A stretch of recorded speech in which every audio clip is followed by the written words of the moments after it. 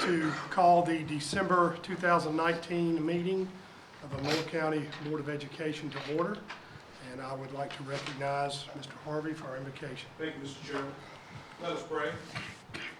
May the words spoken in this room tonight be beneficial to the students, parents, staff, and administrators in our school system. And may we be led by the guiding principles to always base our decisions on the best interests of our young people. Amen. Amen. Thank you. Everyone, please join me in the Pledge of Allegiance.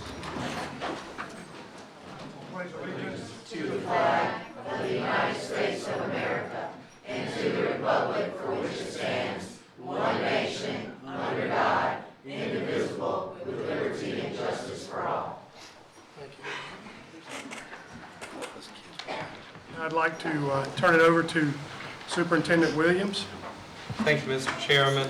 In accordance with Board Policy 2200, election of officers and organization of the board shall be organized at the first meeting in December of each year. At that time, a chair and a vice chair will be elected. I will preside during the nominations and elections of a chair and then hand it over to the newly elected chair to complete the process for vice chair to serve through December 2019 through November 2020. And our process will be this. I'll ask for nominations for a board chair. If we have one nomination, one name submitted, we'll go ahead with the oral voting. If two or more members' names are submitted, we will revert to the ballot process that we used last year.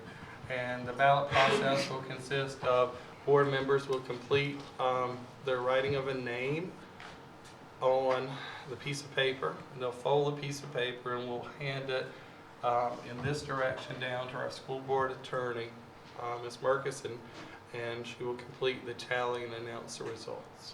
We will need those to be signed, so if you revert to that, then the ballots need to be signed. Yes, each of those will need to be signed by the board member submitting it for documentation purposes. Okay? All right. So we'll begin with nominations for the Lenoir County Board of Education Chair. At this time, I'll open the floor for nominations. Nominate Keith King, board chair. Okay. Mr. King has been nominated. Do we have any other nominations? Okay, we have a nomination on the floor. Do I hear a second? Second. Nominated by Mr. Smith. Mr. King has been, and then seconded by Mr. Davis. At this time, we'll proceed to the vote. All of those voting for Mr. King for board chair, say aye. Aye. All opposed, nay. Okay, thank you. Mr. King, congratulations on your election and your re-election as chair. And at this time, I'll turn the floor back over to you. Thank you. I'd also like to thank my fellow board members for allowing me to, stay in the seat one more year. And I would like to thank our central office leadership team and staff here, our entire staff for LCPS, our students, who I heard very loudly during our Pledge of Allegiance. It sounded great out there.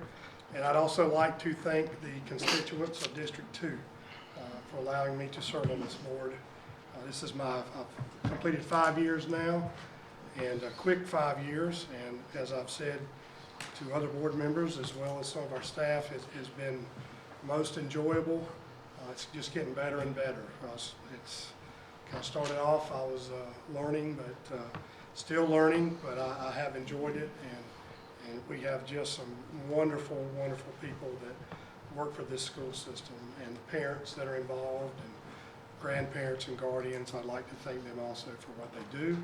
I'd also like to thank our county commissioners for their support, which Mr. Harris is here tonight. Thank you, sir, and look forward to another positive year for Lenoir County. Thank you. And I'll turn it back over to Superintendent Williams. Thank you, Mr. Chairman. At this time, it is my pleasure and honor to present to you for your consideration, hopefully for your approval, tonight's agenda. Vice Chair. Oh, I'm sorry, that is Mr. Keith's.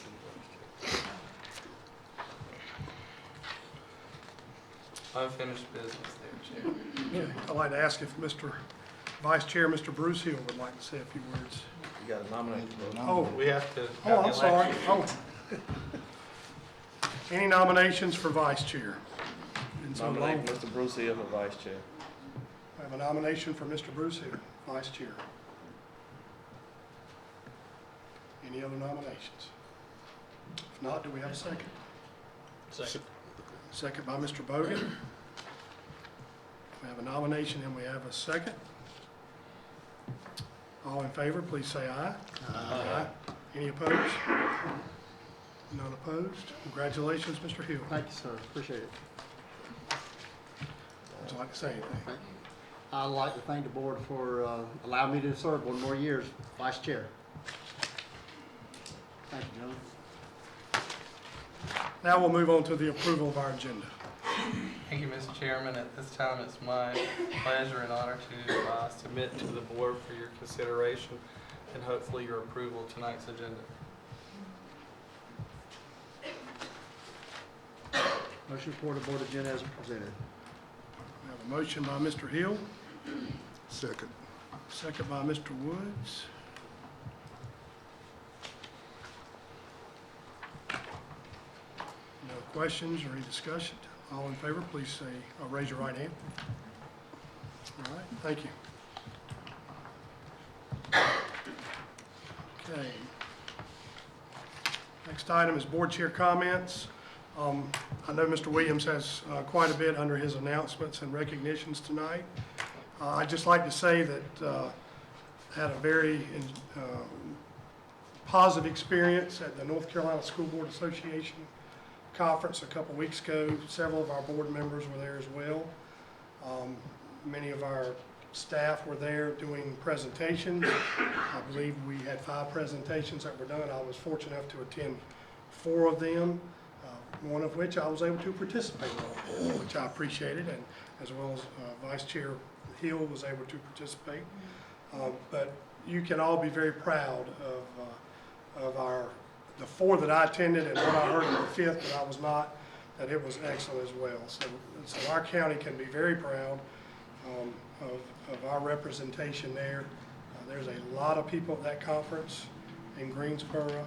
The presentations were excellent. I had so many people come up to me afterwards and ask questions about the presentation, want to know more, want to know more information from our school system, how to get in touch with some of our presenters, and that's what really tells me how great a job they did. So I'd like to thank them personally for the wonderful job that they did, and how proud I am of the presentations that were done there. And I look forward to next year's School Board Association conference. Now I'll turn it back over to Superintendent Williams. Thank you, Mr. Chairman. We are in the short rows of the first semester. We see many of our students in the room tonight. That pleases me very much to see you guys here.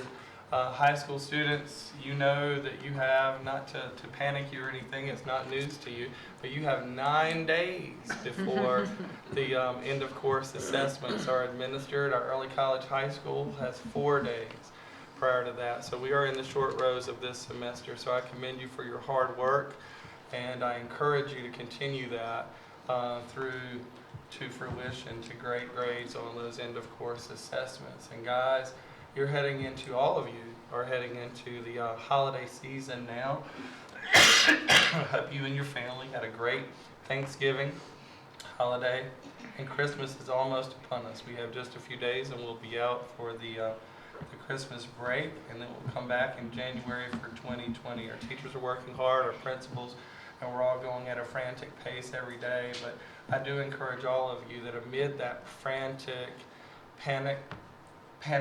sometimes panicked, hopefully sometimes panicked pace that we keep every day, that you remember the importance of enjoying each day with your teachers, with the students, with the administrators, and most of all with your parents, and observing what matters most in this season of giving thanks and the spirit of the Yuletide season. Hopefully we can keep that among us. So I commend you for all that you're doing.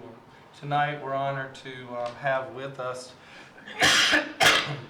Miss Amy Jones is going to talk a lot about that later. I won't steal her thunder, but we have two executives with us from Spirit Aero Systems. We have Mr. Brian Black and Mr. Miller, two of the senior level executives there with Spirit. And tonight we met with Crown last month. Tonight, Spirit is coming forward, and one of our premier, actually our first corporate sponsor with a career partnership. They initiated this with the pilot program at Kingston High School, and we couldn't be more proud and more excited about their heart, their passion for kids, and what they're doing, and saying to young people, look, there's a different way. We've got it out here. It's a job. It's a good paying job. It's a career ladder we can start you on.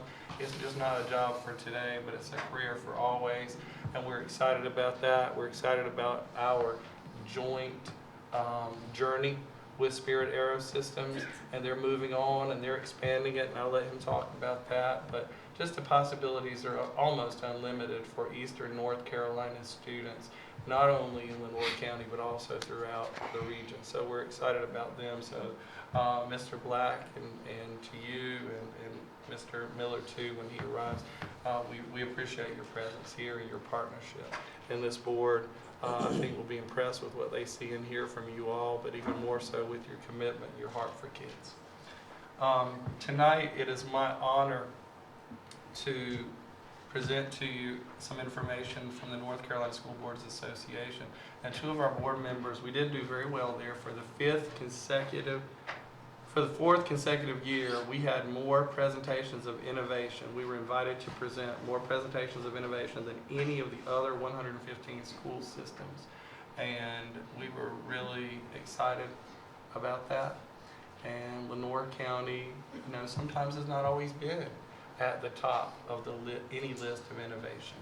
And we're very pleased and proud that we are now. We're determined that we're going to continue to be there in areas like digital learning, in areas like coding, in areas like marketing of the school system, and you'll see a lot about what I just mentioned with coding and digital learning tonight, but also in areas of student services and what we're doing, high impact extra additional services and parent outreach for kids in high need schools, things like that. We're very proud of that too. And recovery, what we're doing as a community to recover from the trauma-stricken ravages of 3 consecutive hurricanes that have battered our community and that we're still trying to recover from after all this time. So sharing with people around the state what we're doing, I'm very proud of that.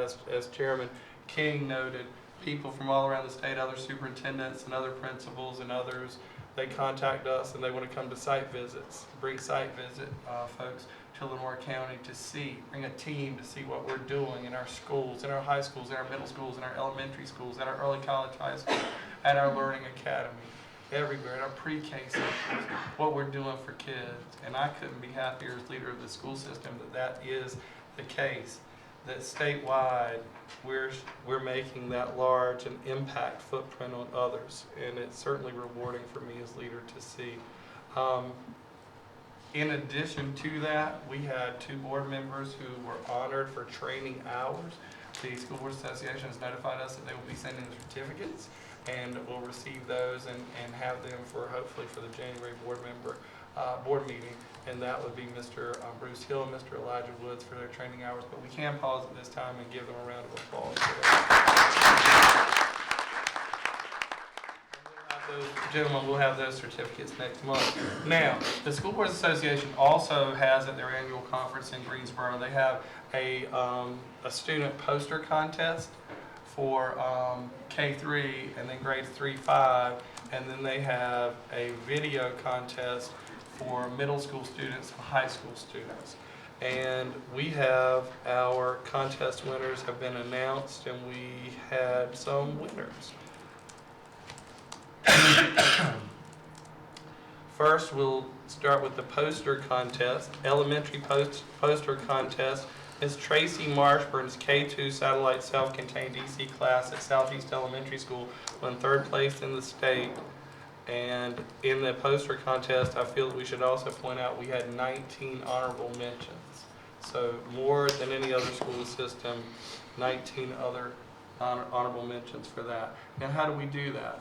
I think that our value-added contributions have a direct correlation to it. We submitted more entries this year than we've ever submitted before, and correspondingly, we had more winners than we ever have had. So, Ms. Marshburn, is Ms. Marshburn here tonight? What?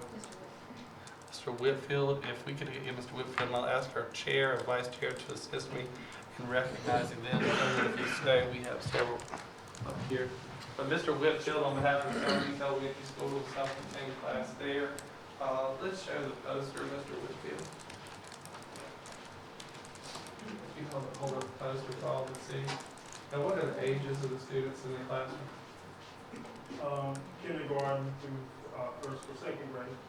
It's a self-contained EC class. Ms. Marshman actually was a winner last year. So let's give them a round of applause.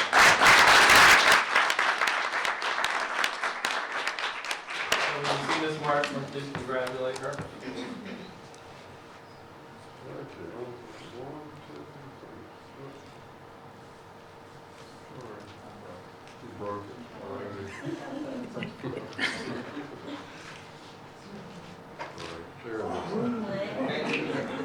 Hang on.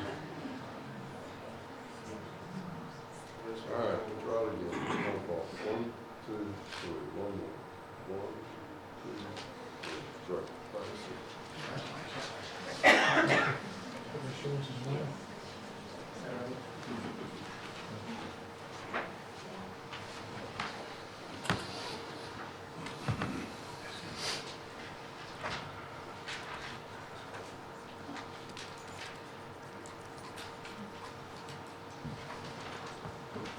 Okay, students were asked to create posters and 45 to 60-second videos around the theme, What's Super About Public Schools?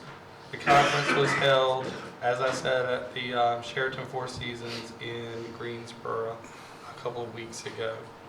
For middle school video contest, let me get to that one last. For high school video contest, North Lenoir High School received an honorable mention. So, Mr. Respis, if you come forward, please. And do you have, I think your DLS is here. So, who had a hand in that video? Do you have another staff member here you'd like to come up, Ms. Thompson?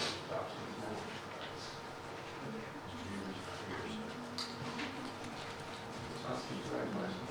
I have a feeling you had something to do with it. He was in it.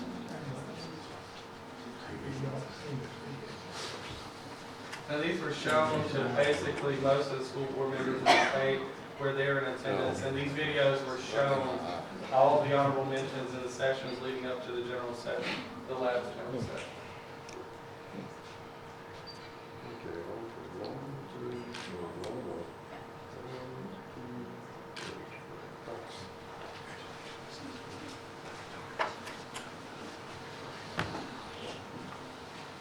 And finally, we had a first place winner, and they received a $100 gift card, a trophy, a certificate, and a ribbon. And if they, next year I have petitioned the association to consider that the high school winners received $1,000, and I've petitioned them to reconsider the structuring of the awards, but we are so thrilled and thankful for what they did receive. But E.B. Frank Middle School was #1 in the state for the video contest. Next month we'll be showing you their video, and we'll be posting it on our website. We'll also show you the honorable mention from North Lenoir High School. So I know that Ms. Pierce is out of town. Ms. West, if you come forward, and if you have a staff member here who assisted with that. Find anyone that can come. Ms. West, tell us how you did that video specifically. Oh, thank you. Well, thank you. The cheerleaders brainstormed and came up with ideas, and the theme, what they, North Carolina Public Schools Super, kind of reminded them of the cheer that they did. And they said the 3 things that are super about Frank are the teachers, the technology, and their friends.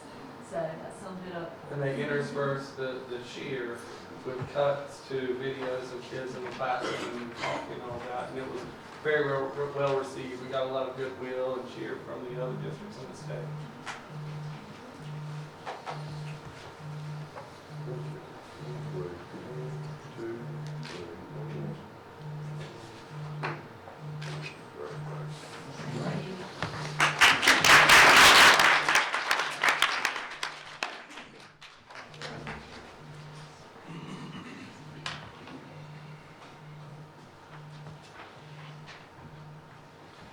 Okay, Erin Stewart of Northwest Elementary School, a third grade teacher in her second year in the classroom, is among 27 educators selected by the North Carolina Center for the Advancement of Teaching, NCAT, for its first ever Beginning Teacher of the Year award. We're doubly proud of Ms. Stewart because she nurtured her desire to teach as a student in Lenoir County Public Schools. We wish her the best of luck as she begins interviews in Color Weave this week for the state level award, which will be announced Thursday, December 5th. If Ms. Stewart would come forward. Ms. Stewart wasn't able to be here tonight. Please congratulate Ms. Stewart. She's in color. She's there competing. Okay, great. All right, Ms. Walston, congratulations to you and to the Northwest family. That was a good hire. Great job.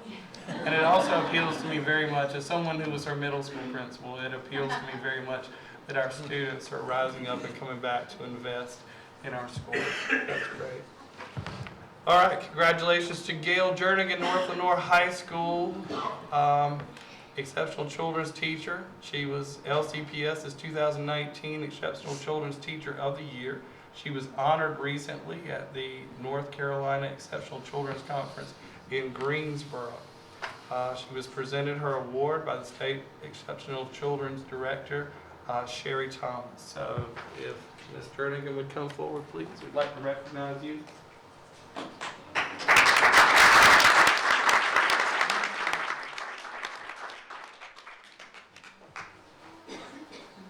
I've heard all teachers have a reserved seat in heaven. Perhaps you see teachers have a reserved seat up front, right? Congratulations. Thank you so much. Thank you. Thank you. Thank you so much.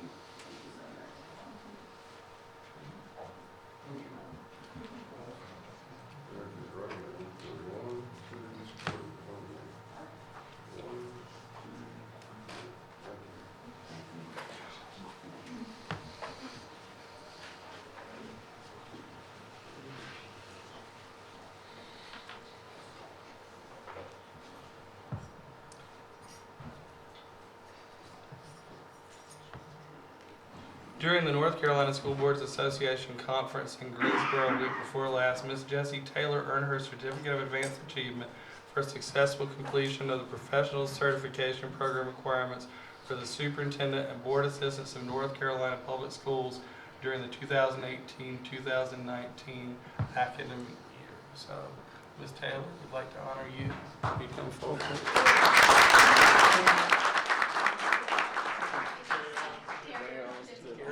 You got the joy of creating. Take your own photo. Congratulations.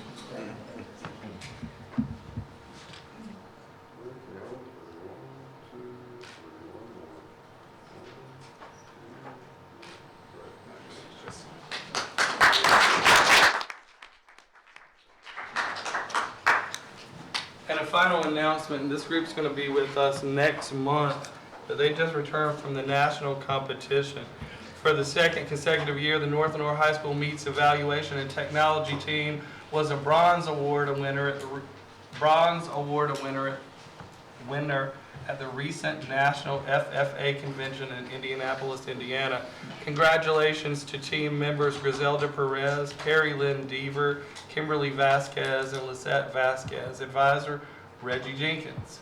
The North Lenoir team won their way to the national competition by finishing first in the state of North Carolina in June for the 7th time in 11 years that they have won the state title. Students are not present tonight, as I said. They had another event, but they will be here at the January meeting, and we will award them for certificates of recognition at that time. Mr. Chairman, that concludes my report. Thank you, Mr. Williams. Any public comments tonight? Okay, without any public comments, we'll move on to our presentation information portion of our agenda. And our first item is our Digital Learning Student Showcase.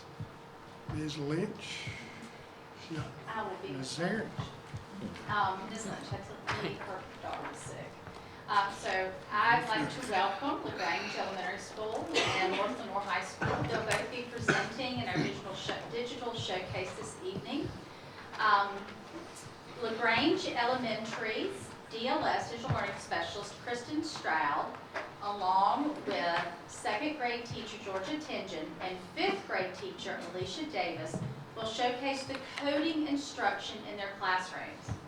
Presenting Let's Go Code from Ms. Tingen's second grade class is Elise Whitfield and Jacob Tyndall. Y'all come on down. In this activity, students will demonstrate how to program and run a code while also reviewing math facts. So welcome. Thank you. Thank you for having us. So I actually have a little presentation. We've done a lot, and I'll touch on it briefly as they're getting set up.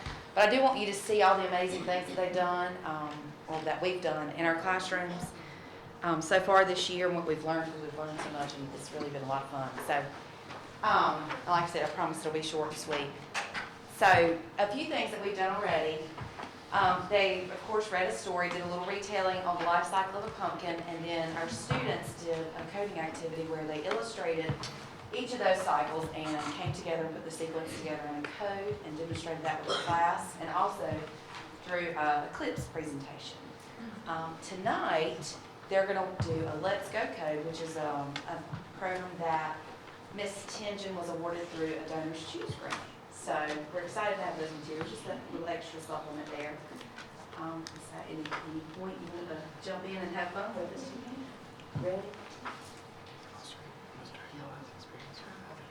You have experience. I don't know about that. And we are learning, so this is a learning process for all of us. So I'll talk through our parts as they're getting started. We're going to have a programmer, which is the person that's designing the program, and then we'll have the actual program. And our student will be a robot who runs the program, and then we'll have our programmer design the robot.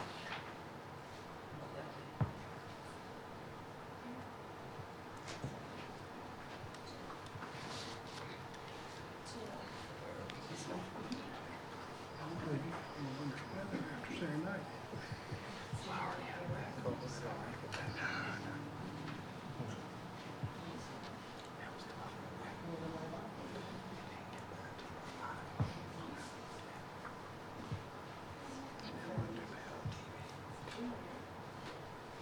So what they're doing now is placing the content program, which the arrow is the start. The X means you cannot go over that space, and the goal is to collect the robot at the end. Programmer, her new place where she can see how to, so we're going to show her the first one. Okay, second, you got what you need to take to run. There, you're ready. Reset.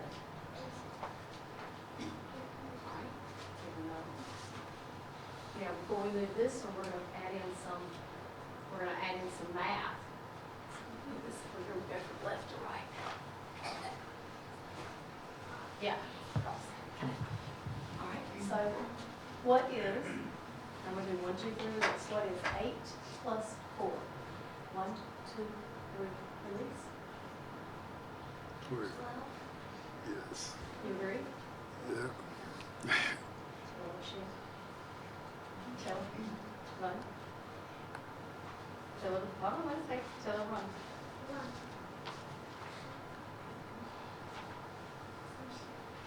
Reset.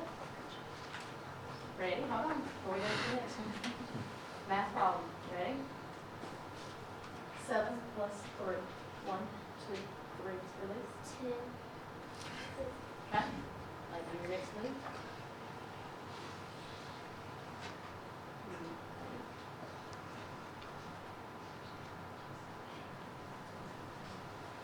Actually see them and thinking through and problem solving while they're placing it in. We're looking exactly when you shut down the program.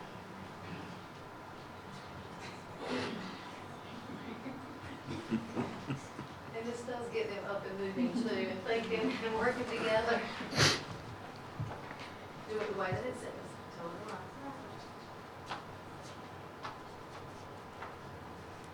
You sure? Is that turn left or turn right? Debug. Debug. Okay. Let's see.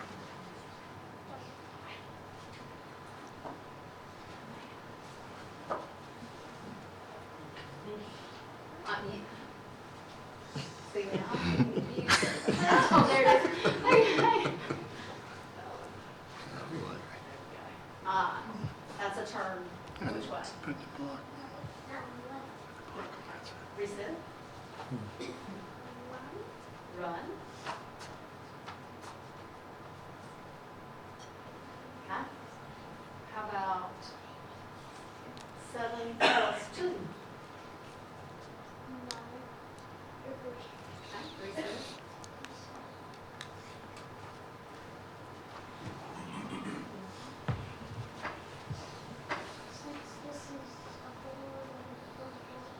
Try it, see what happens.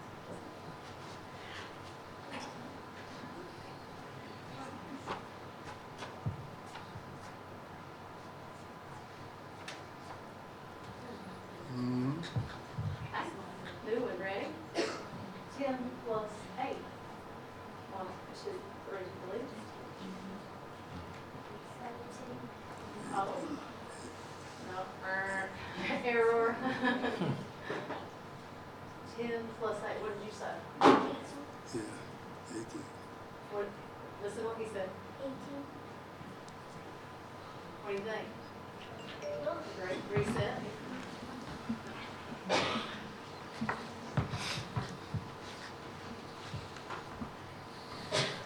right, now.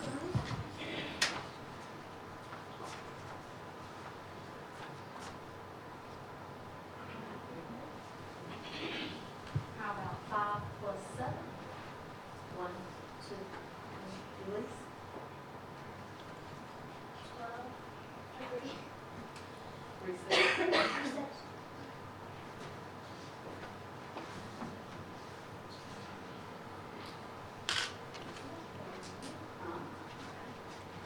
Run.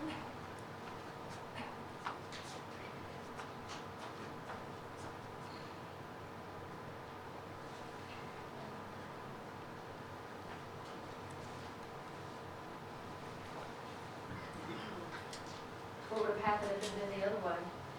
She would have did this. Very good, Nick. Reset. Reset.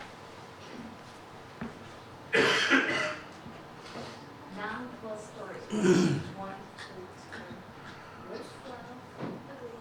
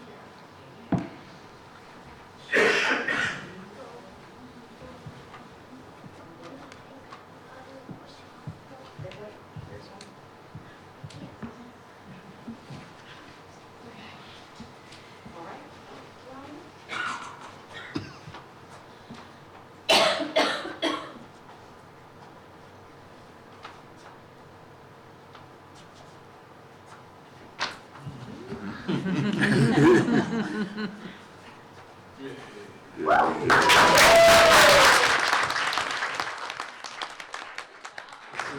you. And we realize that it takes a whole lot more steps than you would ever think to do it, so.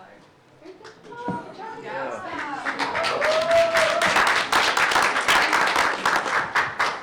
And here's a few pictures of things that they've done collaboratively together. They've also taken the same process and completed an online activity with it to apply that digitally as well. So then our next group. So the next group is Great job, guys. concept, yeah, sorry. Concept before code for Miss Davis's 5th grade class. It is Carlos Avilla, Tatiana Sutton, Israel Almanza, and Jaden McDowell. The students will demonstrate how to follow a code that includes loops, nesting, and conditional codes. Carlos will also share and explain his water cycle keynote. Guys, so my 5th graders are here to share what we've been doing in the classroom, and I'm gonna let them explain really quickly what each of the prior activities we've done in the classroom. They are doing a phenomenal job at explaining this to others, like my mother, we Skype with her sometimes and they explain what the coding concepts they're working on, so she doesn't have a clue. So they're doing a great job at applying it after learning as well. So I'm gonna introduce Tatiana, and she's gonna go ahead and explain our secrets and the fairy tales. So basically we took a little nursery rhyme and we took parts of the story out, which is a sequence, and we did with our iPads, we drew parts of it on our iPads with 4 people in our group, and then we had our other classmates, they put us in order of how the story goes. Okay, and I've been working with water cycle with Kino, so what we had to do is we had to try to, like, let's say we had to code a certain thing to go to a certain place, and we try to code it, like, let's say to evaporate, of course we had to try to code it to go up, and like, of course precipitation goes down, so, and we would try to do it in sequence, so if it was sequence, it wouldn't make no sense, so it was just the best. Alright.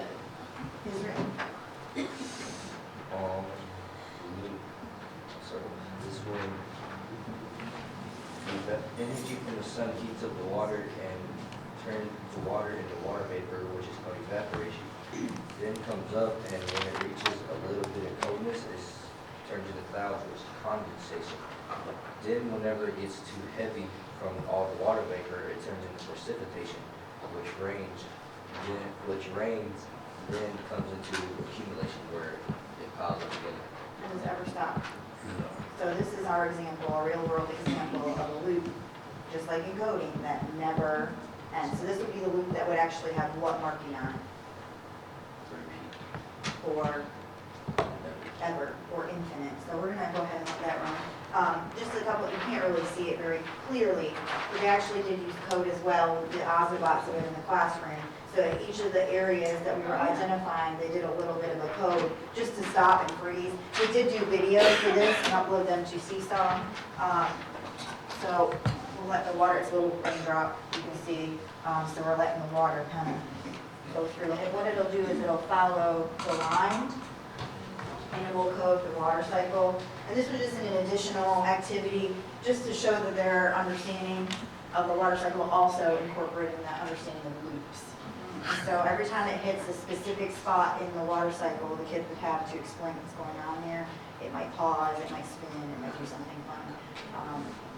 So if it hits the code, you'll be able to tell. So I might go ahead and speed up. Talk about it got heavy, it would come down really fast. And then accumulation, it would start over again, so it would pause. So it was really a fun activity that they enjoyed. And then Jay's gonna talk about our working on commands, and then we'll go ahead and demonstrate really quickly. So basically what we've been doing is we've been working on commands and so basically what it is, we work on commands as in like so we do our own dances that we put them in order to do, and it's a whole dance. Right, so we took the command, because each time you code, it's one command, and then when you put the commands together, it makes the code. So they made us a limit dance today. So we'll go ahead really quickly and do our dance here. So we're gonna go through our commands, and then we're gonna put it together as code. You ready? All right?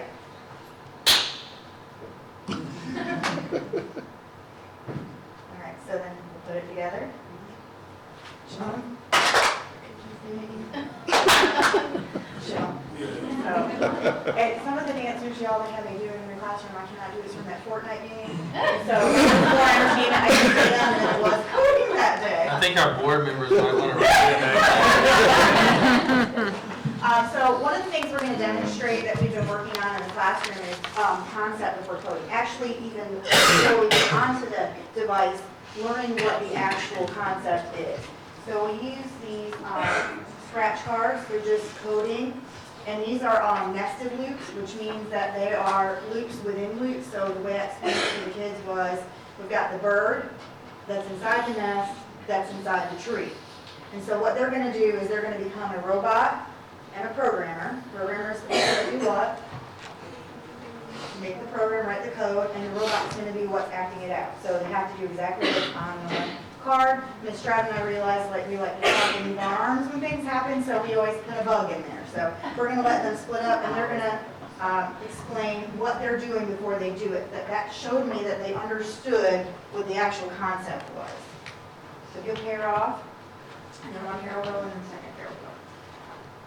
Okay, so Tati, you guys want to go first? All right. Well, explain what you're doing first. Okay, so first, what I'm gonna have to do is I'm gonna have to repeat this whole thing 2 times. So I have to jump, wave, and then repeat. Boo 3 times. So, wave, boo, boo, boo. Boo, boo, boo. Okay, what I'm going to be doing is smiling 3 times, and I'm going to repeat wave and spin 2 times and jump. So, wait, oh.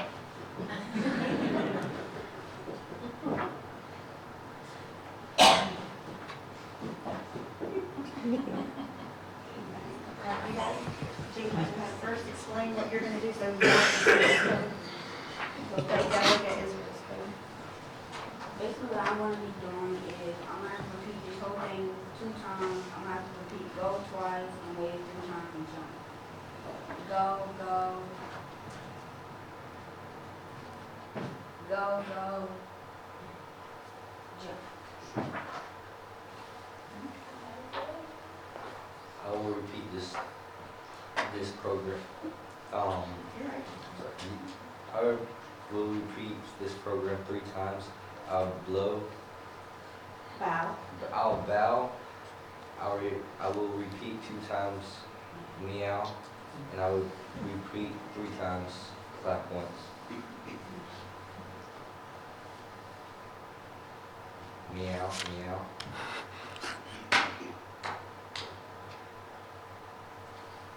Meow, meow. Meow, meow. And this is my way of getting back at them for the dancing because it is hilarious. You're bowing, bowing. Very fun. Maybe if I didn't try. No. They're all like, all right, so You have we're gonna let experience. Carlos Yeah, I share have, his yeah. water Put that cycle, into count. Your and face then is what you do. he was also our star on the TV, so. He's our expert. Blue Rays is looking up on the news. Ms. Davis, we have an expert coder on the board. He participated last month. I think he's volunteered there. I think that's what I How heard many him times say. you want to meow? Yeah, I'd love to see that. They signed my paycheck. I'll withdraw that. I was thinking Christmas Okay. gonna be a little short for Yeah. him this year. That's right. I'm gonna play Carlos' water cycle keynote. It is not, does not have voiceover or anything. It is strictly just an animated keynote that we were learning how to do with looping with the water cycle. And these are all his drawings that he exported from Sketches School. So these were drawings that they did to show their understanding of each step. And it's not showing in these steps, but they had to take a water drop and then drag it prior. So it was also incorporating these new skills that were on Keynote and then also exporting that out as a video. So there's a lot of tech involved in this little tiny project. So you can see these little water drops that they were supposed to be dragged on each of the screens. So that is individually before it even happens, just showing that that's what happens when they're talking about the looping within the program. We've actually talked about it on Wednesday. Yes, we do have a TV star, so we are going to share that really quick with two TV stars, Miss Davis and Carlos. So we would like to share that little clip real quick. There's some pictures. Oh man, hold on.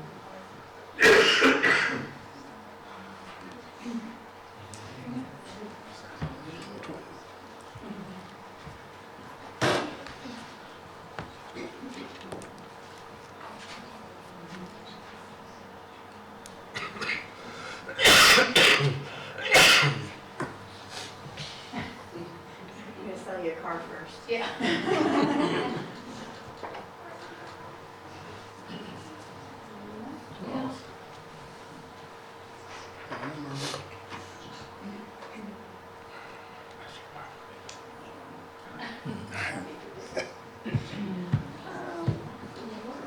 Charles, that's Sound.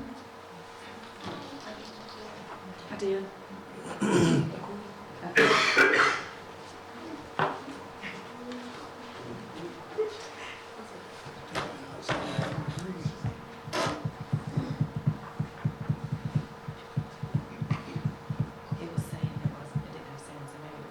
Program to elementary school students. News Channel 12's Corey Johnson looking into the story, and she's at Grange Elementary School with why the district is expanding the program. Well, Brian, the district has decided to expand the program because it was such a success in the middle and high schools when it rolled out last year. They decided to bring it to kids at the K through 5 level, and students are already very enthusiastic about learning it. I love science. If you see me at home, I'm always doing some experiments, but I think coding for me is just not something I know. Carlos Avila and the rest of his classmates are combining the water cycle and applying it to coding as Lenoir County Public Schools prepares to expand computer coding to K-5 classrooms.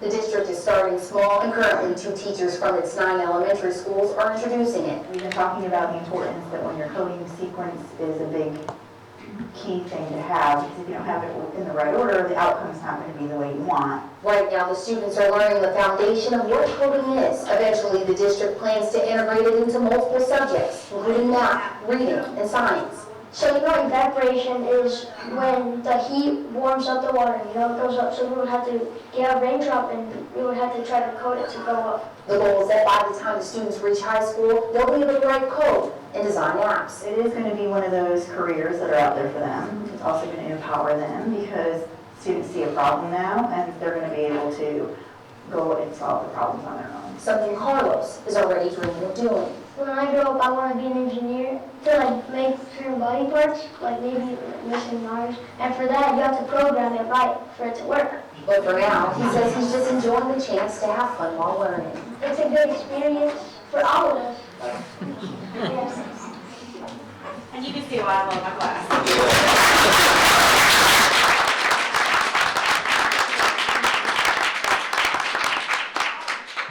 Thank you guys Thank you. for letting us share. great job, really, LaGrange Wildcats team. Guys, students, great job. Parents, you should be very proud of them. Thank you for sharing them with us every day.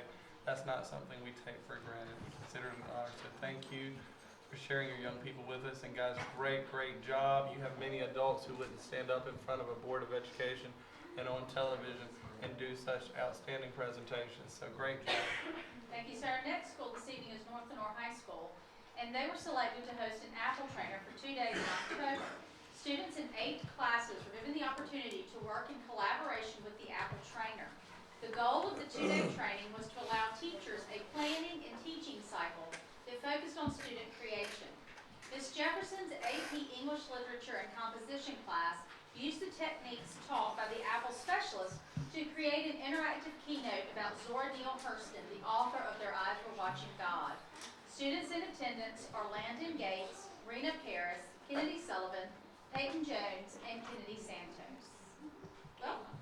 Good evening, everybody. We were very fortunate to have Miss Nancy come to North Lenoir to work with us. She spent 2 days with the training situation with her. The first day was she sat with our teachers and looked at their planning and code plan. Ms. Nancy asked the probing questions to really guide the teachers to think deeper. Our teachers have the content. They have wonderful lessons. Ms. Nancy just came in and appetized it. She was able to allow them to see, don't do technology just for the sake of doing technology. Do technology for the enhancement of learning. Get to know more about your students from the products they're creating. All these students were able to experience lessons that were taught by Ms. Nancy and their classroom teacher. Tonight, they're going to display pieces of a project. So they're going to show each component so that you're not watching 5-bit videos that are 5 minutes long a piece. Ms. Jefferson's going to give you a little bit of feedback about her experience with Ms. Nancy. So in October, I was given the opportunity to work alongside an Apple trainer to enhance my lessons. Working with Ms. Nancy was enlightening and helped me to see how technology can allow me a deeper look into student understanding. Co-planning and co-teaching allowed me to take a Google Docs web quest and turn it into an interactive keynote where they can display their creativity and prove their learning through creation instead of just turning in a document to me.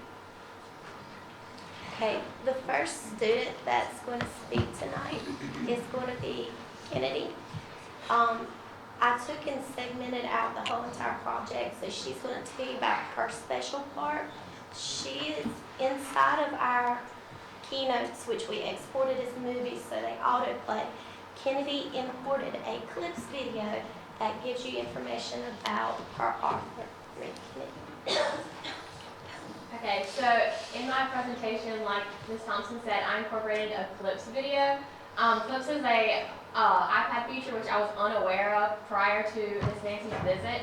It allows you to basically video yourself. You can either video your face, or you can put a picture in the background like I did, and you can hear my voice. So I chose to not only show my voice, but also show the text in case you couldn't understand me very clearly. And this is really convenient if teachers need to hear their students basically discuss their topic, but they don't really have time to present in class. You can just submit this online. And I'm very, very grateful to have had the opportunity for Ms. Nancy to further advance my knowledge and skills, and I'll definitely apply this in the future, so I'm very grateful for that. Okay, so that's Ms. Kennedy. And Kennedy was the only one who used that feature of clips. Yeah, because clips gives you so many different options. Your options are very just out of this world with that simple type of program. All right, Landon is going to show you the part of his, which is the interactive timeline. Okay, so I did my interactive timeline on Keynote, and instead of just like typing it up on pages or just drawing it on a piece of paper, I was able to make it move, which I feel like isn't only entertaining, but also gives me, just sticks with me better overall. Ms. Nancy also taught the students that with the new Apple update, they actually can put text inside of images this time. So any image that you have, the kids can now adapt to whatever they need. So like our marketing class, they can find images and put powerful meanings behind it and really enhance just something that we once saw as clip art. So Apple has really amped up what their options are with their products. Another component of our web quest was a photo gallery. In Keynote, they have an option now that you, instead of just putting a picture on each page and scrolling through, it is actually like almost like a memory book where the photos scroll for you. And Ms. Payton's going to talk to you about that. Yes, I learned how to do the photo gallery instead of doing like a photo collage. And you can actually like put like a description for each photo, so it helps you like more understand about each photo, so you're not just looking at different things.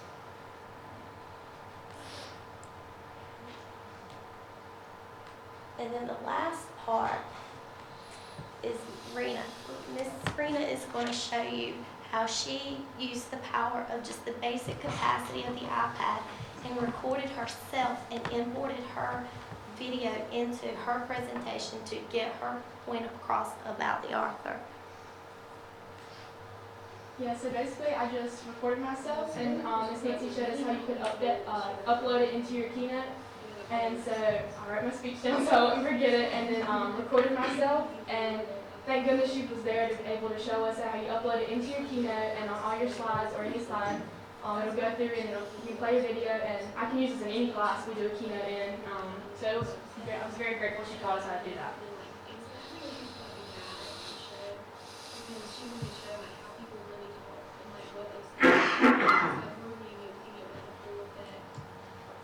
Understand like how it was and how like you were having actual conversation with somebody.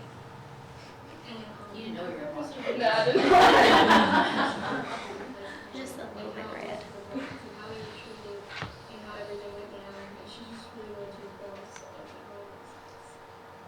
And so from that video, you can see that Ms. Jefferson was able to get an in-depth analysis of what she was really thinking about the author and the situation in the book as it was going.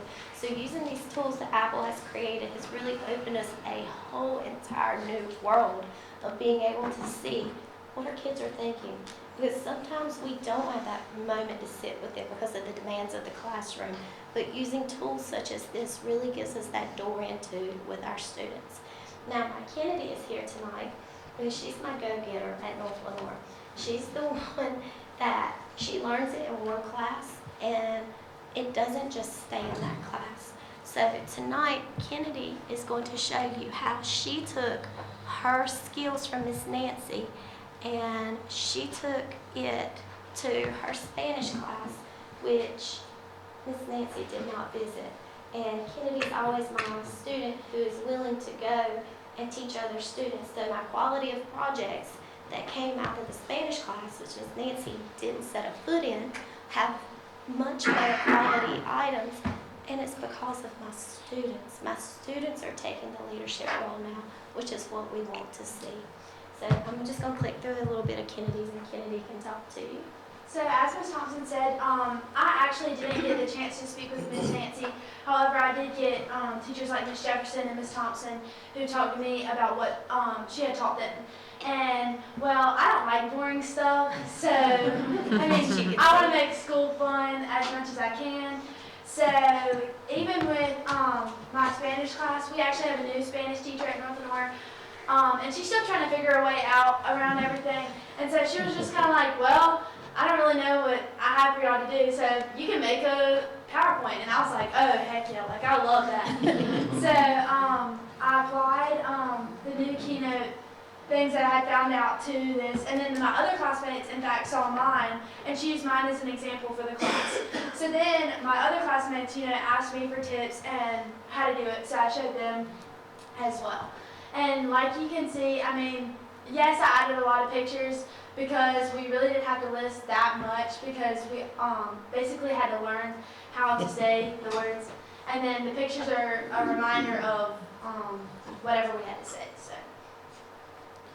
So we want to thank you for the opportunity to have Miss Nancy at North Lenoir. If she comes back, put us on the list. We absolutely love her. So we just really had an overall wonderful experience. It has renewed a lot of my teachers. Ms. Jefferson took something right after this project and said, oh, well, we're doing this in Macbeth. But I think what Miss Katie Long did, I can do that with this. So teachers, even though they're across departments, they're starting to talk. And that's the power. And we have like 70 staff members. So everybody's got something to give, and it's just getting in there and getting it with the students. So thank you for your time tonight.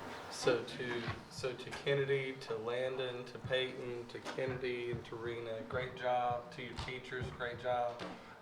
Outstanding work. Would you say that what they're saying is true, that this helps you bring it all together in all of your classes and the research projects that you do to bring everything from multimedia to text to raw research data and process it, that it helps you?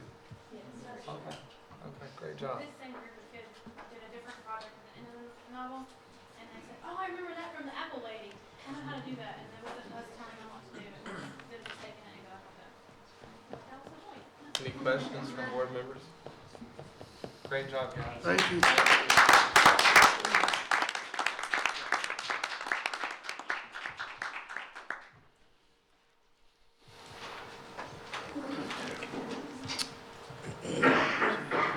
Okay, our next item under our presentation is Spirit Aerosystems Career Partnership, Mrs. Jones. Good evening. Evening. I'm going to ask Ms. Bryant and Ms. Bryant if they'll come and sit up here with me. That would be great. And while I have a very short presentation, but the news that we're going to talk about is very exciting tonight. We've been working with Spirit, and Spirit has been working with Kingston High School actually for quite some time now. But Mr. Black invited a group of us to come to Spirit to meet with them and to talk about ways that we could expand our partnership. And so several of us, including Mr. Williams and Ms. Herring, Mr. Harwood, we all went, and Ms. Bryant, to talk about the things that we could do with Spirit that would be great for our students, but also great for Spirit, which in turn is really great for our community. So we're going to talk tonight a little bit about our Spirit Aerosystems Career Partnership, and then Mr. Black has some remarks he'd like to say and then a presentation as well. So our partnership goals: Spirit Aerosystems and Lenoir County Public Schools strive to promote future readiness skills for students, including employability skills, career awareness, and career exploration. We are committed to increasing opportunities for students through student internships, pre-apprentice, and apprenticeship programs. And Spirit Aerosystems and Kingston High School will increase partner engagement to include partnership planning boards, alignment of curriculum to include opportunities to engage in manufacturing principles, student and parent career awareness, teacher support, and student support. Because we know it's one thing to touch our students with career awareness, but we also need to bring our parents on board as well so they understand what opportunities are out there.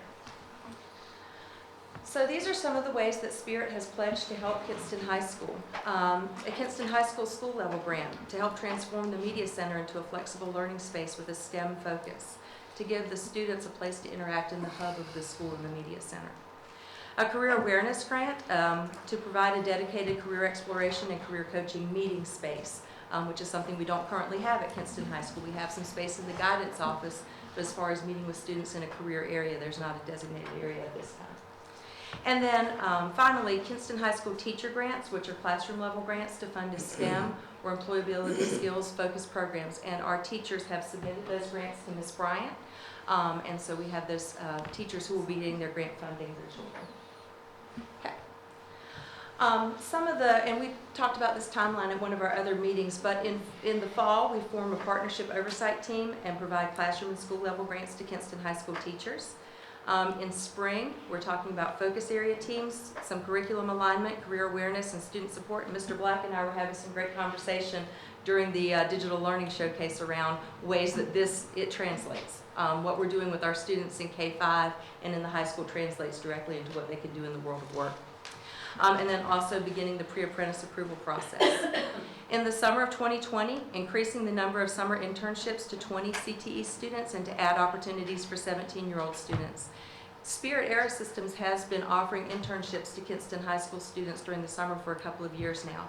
And so increasing that internship opportunity to include more students. And in the past, it's just been afforded to recent graduates, and now it will be afforded to students who are currently still in high school so they can begin that career exploration even earlier. And then hopefully we'll start our pre-apprentice and apprenticeship program in the fall of 2020. And so Mr. David Miller, the Spirit North Carolina Vice President and General Manager, is part of this process. And tonight we have with us Mr. Brian Black, who is the Spirit North Carolina Human Resources Senior Site Leader, and he has a few words he'd like to say to the board. So, good evening, everyone. Good evening. Mr. Chairman, Vice Chairman, Superintendent, and other board members and guests, we are so excited to be here. I am just about to dance, to tell you the truth. Those students overjoyed. My heart is just overjoyed seeing the students present. I'm a teacher by training, and so I enjoy hanging out with Ms. Bryant and her teachers. So some kind of way I got suckered into going to private sector, but my heart is really in the classroom, so we're very excited to be here. So at Spirit Aerosystems, first of all, we see it is a privilege for us to do business here in Kingston. We're very excited that our North Carolina Airbus operations actually is headquartered here in Kingston, and we're coming up on our 10th year. So next year will be 10 years at the Global Transport Day, so we're very excited about that. And I'm also happy to say that initially when we came to Kingston, we were on contract with Airbus to build 800 airplanes. And so we built about 400. We recently, between us friends, just signed an extension of that. And so we will be here many years, long after I've retired and I'm volunteering in the school district. The plant will continue to go. So as we think about our engagement at Spirit, it begins with the community, and it's driven by our commitment to drive value. And that's what I see these young people doing, is creating value. My notion is the more value you create, the more value you can extract for your pocket. And so it's all about how do you create value. And for us at Spirit, it's how do we create value for our investors, because we are a publicly traded company, for our employees and families and communities and towns where we work. We believe that these investments in youth produce some of the greatest returns on our investments in the community, and we are intent on doing our part to help young people and to ensure that they are equipped with the necessary skills to be successful in the workplace and in life. So, as you heard earlier, most recently, we just concluded this year our summer internship program with Kingston High School, and I am very excited to let you know that we hired one of those students permanently, and he is now a Spirit Aerosystems employee. Yes, that's good news. Now, he would have been here with me, but he's on second shift, so he's in training. And I said, well, I'm not going to pull him out. I'm going to let him just, because he was excited to be at work. So I said, you do it, dude. I'll go represent us both. So very excited about that. And actually, we'll be hiring another student when she finishes up her term at LCC. She will be an employee of the Spirit Aerosystems in January. So it works, right? It actually works. So what we believe in this particular partnership, the reason we're wanting to do this, we see Kingston High School as our beginning partnership. This all began with a conversation with Ms. Bryant, and she was just eager. It was unusual because we typically don't get it in all of our markets when we try to work with schools. But Ms. Bryant was she embraced us from day one. We said, how can we extend this partnership? So we see our partnership with Kingston High School as the beginning, but we are interested in expanding throughout your district as well as we continue to build our partnership. We see this as a way of building the future pipeline for our industry. We, along with other manufacturers in the region, we are facing the reality of building a highly skilled pipeline. For us at Spirit Aerosystems, all of our jobs are highly skilled. We have no unskilled work, and if we're going to grow, then we have to partner and build that capability. So by partnering with Kingston High School, with paid internships and all the things that Ms. Jones shared with you, we really believe this is going to give us the strategic advantage, and this is being shared at the highest levels of our company and has support all the way up to our board of directors. So enough of blah, blah, blah. Let me get to the real meat of this tonight. So tonight we want to make a presentation to Kingston High School, just a small little piece of change, as my grandma would say, to help kick this off. So on behalf of the 620 employees of Spirit Aerosystems, we would like to present a check to Ms. Bryant and Ms. Jones, Mr. Superintendent, the chairman, if you would join me.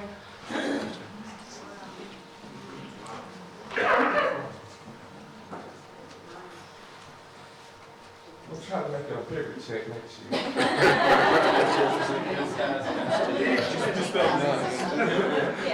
So this contribution is on behalf of our employees. Each year we do a golf tournament with our suppliers.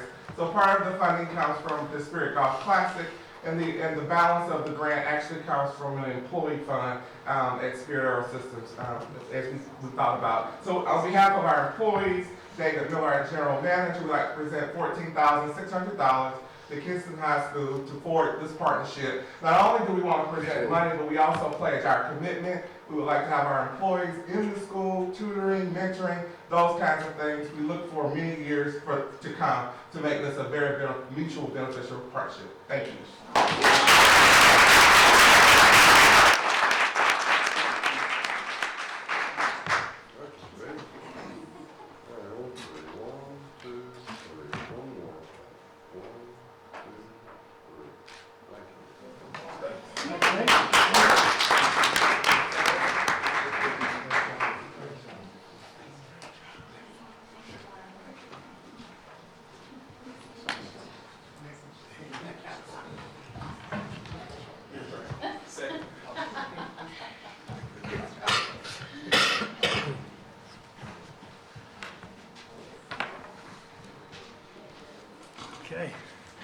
Once again, thank you so much. Thank you.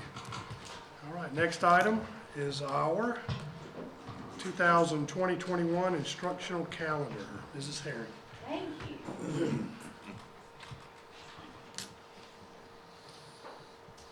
Mr. White, passport please. Just blur that. That's it.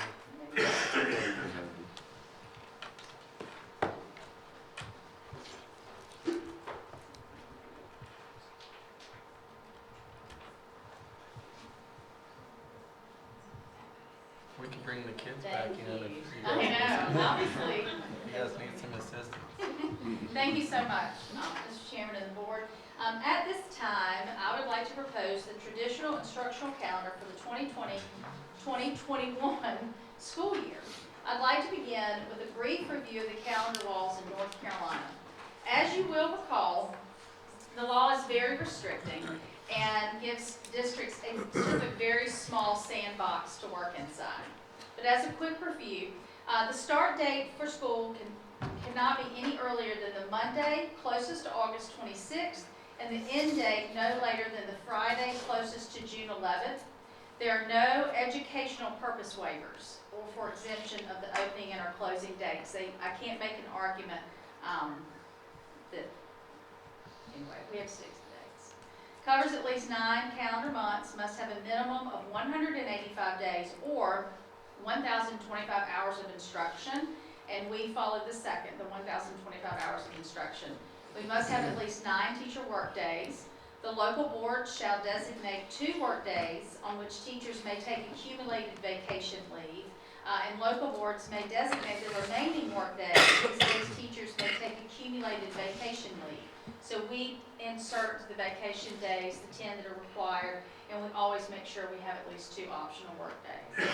Have a minimum of 10 annual vacation leave days and have the same or an equivalent number of legal holidays occurring within the school calendar as those designated by the State Personnel Commission for state employees. And I did include an attachment for your review uploaded into board docs to indicate when those legal holidays are designated for North Carolina. And Veterans Day shall be a holiday for all public school personnel and for all students enrolled in public school. Our calendar committee convened November the 8th. The committee is comprised of a representative from every school in each department. The committee reviewed their duties as members at the beginning of the meeting. Their responsibility is to present the calendar options to their staff, to post the calendar options in a location identified by the principal. It is most usually in the front office or near the mailboxes. Facilitate an anonymous voting system that's, of course, approved by the principal. They must record the number of votes received by each calendar option. And we emphasized that it's very important that everyone must participate in the voting process. And they were also responsible for tallying every vote for each option.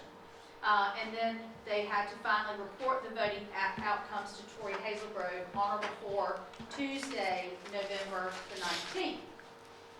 There were 3 options presented to the committee, and they were all very similar due to the calendar law requirements and our mission to test our exams before Christmas break for our high schools. So as a result, option A received 45 votes, option B received 146, and option C received 557 votes.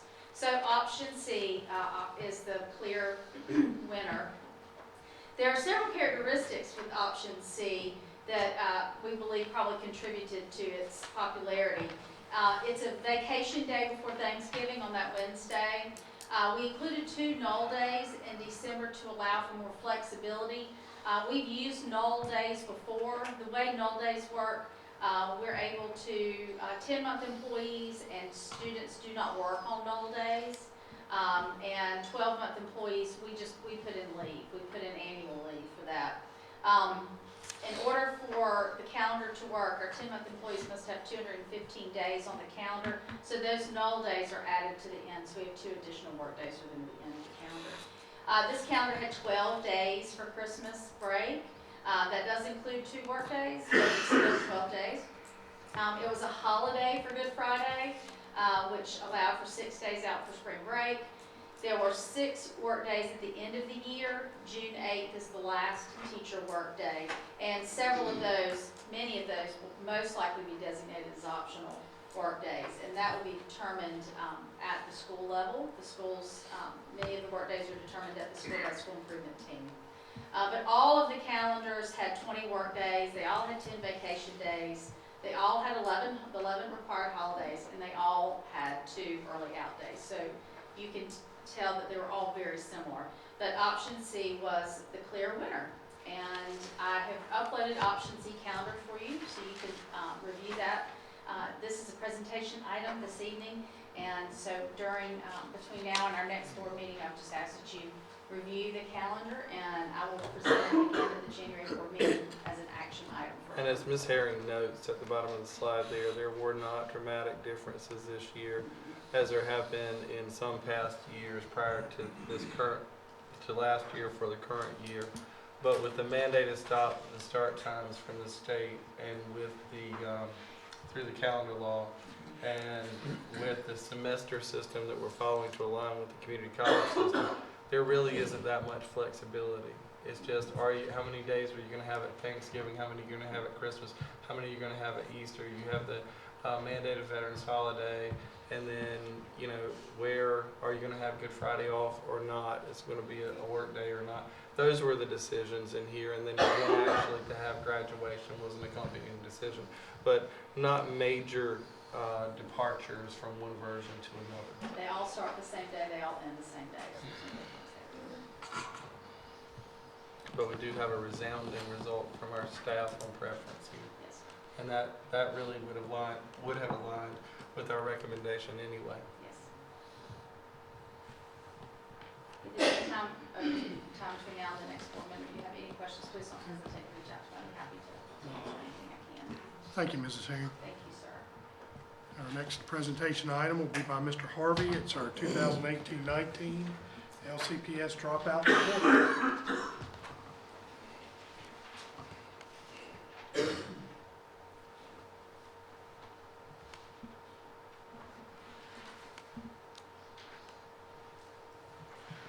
Thank you, Mr. Chairman. Board members, tonight I will present the 2018-19 LCPS dropout report. However, before I begin, I would like to take this opportunity to thank the hard work of our dedicated student services team, our counselors, social workers, and principals for embracing the challenge of being creative and using every strategy possible to retain and encourage students to remain in school. The use of programs such as Ingenuity is used to allow students to recover credits lost to excessive truancy has been a vital tool to the retention of students. Additionally, the implementation of Career and College Promise at our high schools fosters interest to those students looking for a non-traditional, expedited high school experience and offers another path to remain enrolled. Also, our high school principals have realized that Math 1 seems to be the gateway to high school completion. Therefore, last year our principals extended the Math 1 course to a year-long option. These are 3 examples of critical thinking strategies used on a daily basis at our schools. However, the power of relationships that are established between our students and staff is the #1 deterrent against a possible dropout. As you saw tonight, the curbing of the dropout rate begins at the elementary level. I will share with you one quote from a student that returned to school last year. When I asked him why did he decide to come back, he said, because you asked him to. The definition of a dropout. What is a dropout? Department of Public Instruction defines a dropout as a student who was enrolled at some time during the reporting year and was not enrolled on day 20 of the current year, has not graduated from high school or completed the state district approved educational program, and does not meet any of the following reporting exclusions. He transfers to another school, private school, home school, or district approved educational program, temporarily absent due to suspension or a school approved illness or death. One note, incarceration does not count, incarceration does count as a student on the dropout rate, for a student on the dropout rate. The General Assembly requires each LEA to establish procedures for referring dropouts to an alternative educational program.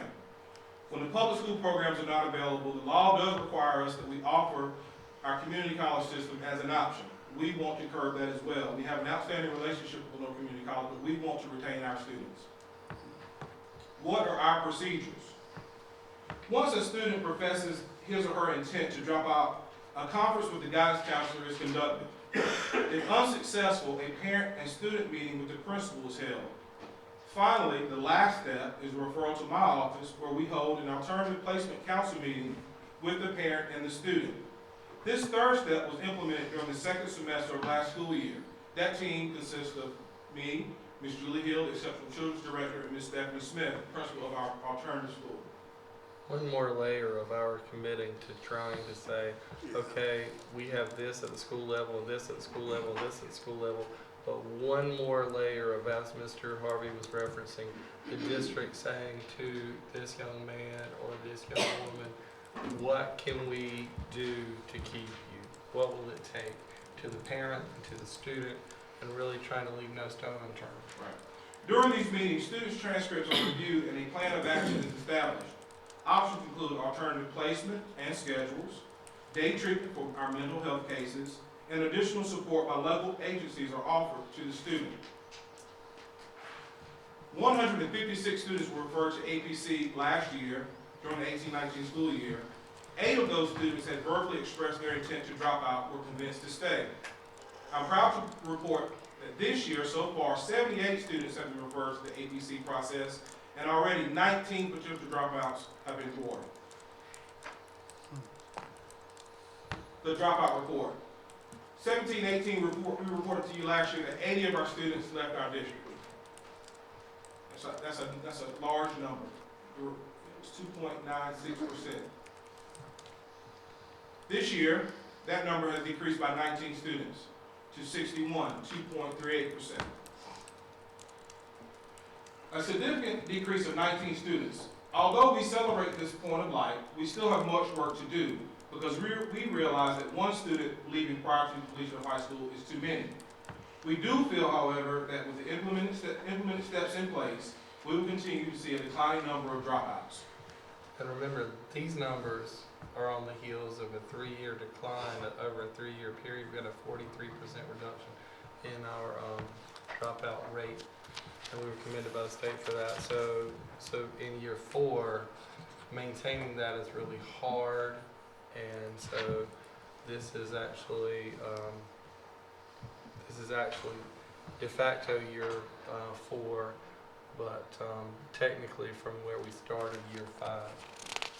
This is a demographic breakdown of where the dropouts occurred, male and female, black or white. One's about even in each school. I do want to share with you the reported reasons for dropouts from the 18-19 school year. 34 were attendance. We just missed too many days they were dropped due to attendance. That's why we feel that another step was put in place to have those students come to our office to encourage them and to explain to them that we do have options for them, that we can be very creative with scheduling if indeed they do decide to come back. 7 chose work over school. 6 did decide to attend the community college. 1 appointment was necessary for them to begin their work career. 4 were incarcerated in an adult facility. 3 moved, and we're still searching for those. Mr. Corey has a list of students. We're still trying to search the status of those students. 3 for pregnancy and 3 unknown. And what we feel is those 3 left the country. So we're still trying to track that number down as well. But we're excited about the manner in which dropouts are decreasing, and we hope to report continue decrease in the number as we move forward. I'll entertain any questions that you may have.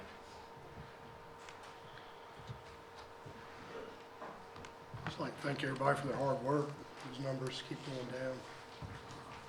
So thank everyone involved with that. So no questions. We'll move on to our last presentation item. It's our financial report with Mrs. Hooker.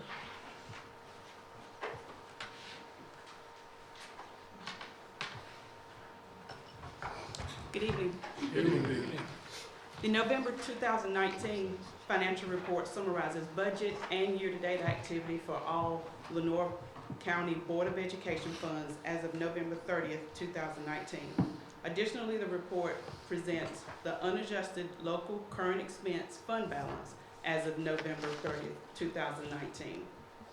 If you've had time to look it over, I'd like to ask if there are any questions at this time.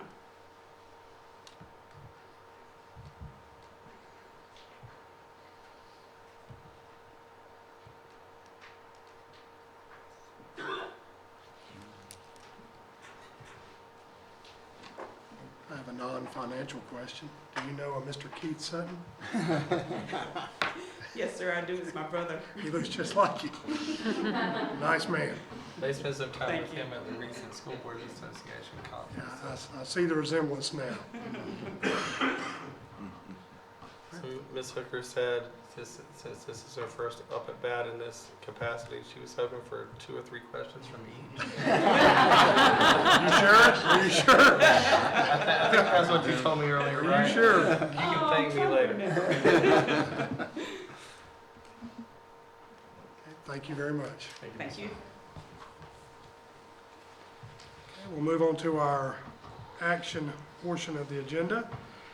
School technology resolution, Mrs. Herring. Thank you, Mr. Chairman. The North Carolina Supreme Court ruled in 1996 that civil penalties were constitutionally required to go to public schools. Following that 1996 decision, the General Assembly created the Civil Penalty and Forfeiture Fund and declared that the clear proceeds of all civil penalties collected by state agencies should be paid into the fund and used exclusively for technology. The same legislation provided that the agencies could withhold the actual cost of collecting the penalties, but only up to 10% of the amount collected. The court determined in August of 2008 in the case of North Carolina School Board Association versus Richard Moore, the state treasurer, that civil penalties collected by state agencies between January 1st, 1996 and June 30th, 2005 were diverted to other purposes in violation of the North Carolina Constitution. The court determined the total amount of money owed to public schools totaled $747,833,074. To date, the plaintiffs have received only $18.1 million, and that came from parking fines held in escrow by the UNC system, leaving almost $730 million unpaid. Judge Howard Manning did not give the state a deadline to make the payment, but stated that satisfaction will depend on the manner in which the General Assembly elects to carry out its constitutional duty. The North Carolina School Board Association proposed legislation in 09-10 to address this longstanding matter. They also presented legislation in 11-12, 13-14, 15-16, and 17-18. One of those bills actually passed out of one chamber, but none of them became law. August 1st, 2018, the North Carolina School Board Association and 20 local boards of education filed a lawsuit in Wake County Superior Court against the state agencies named in the 2008 decision, seeking to extend the enforceability of the existing unpaid judgment. The judgment would have otherwise expired on August 8th, 2018. If you have had a chance to look at the resolution, it simply points out that there's been a violation of the North Carolina Constitution, that there are outstanding monies from various state agencies. And in a resolution, the state agencies are actually listed individually and how much each one of them owes the public schools. This includes the Department of Revenue, the Department of Transportation, the campuses of UNC, the Department of Commerce, the Employment Security Commission, state-owned psychiatric institutions, and the Department of Health and Human Services, and the Department of Environment and Natural Resources. And this resolution was sent by the North Carolina School Boards Association to all school systems, directly to school board members. You all received this and forwarded it to us. Yes. And they're requesting tonight to have you consider signing onto this resolution and joining as a block of school systems in support of this.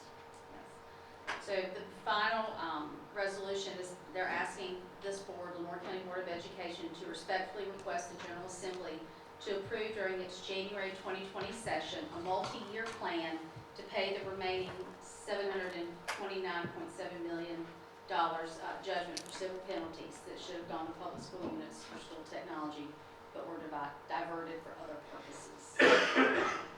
This is respectfully asking the board to Motion to approve the school technology resolution as presented. That's my brainer. Yeah, second. We have a motion by Mr. Hill. Do we have a second? Second. Second by Mr. Davis. Any questions, discussion? If not, all in favor, please raise your right hand. Thank you, gentlemen. Thank you, Mrs. Harris. Thank you very much. Okay, our last action item will be Mr. Harvey with surplus. Thank you, Mr. Chairman. Tonight, the attached items are presented to be considered as surplus. Any proceeds from the sale of these items shall be returned to the appropriate department, and that would be the technology department tonight.